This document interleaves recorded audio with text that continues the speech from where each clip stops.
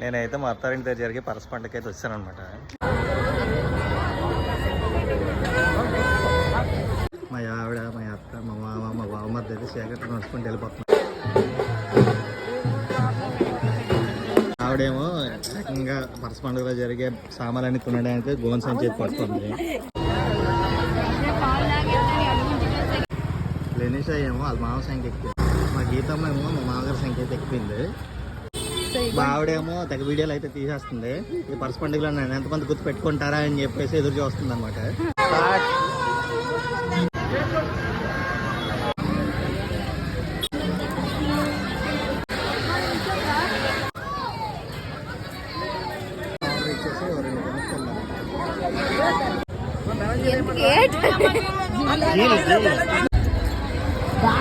లేకుండా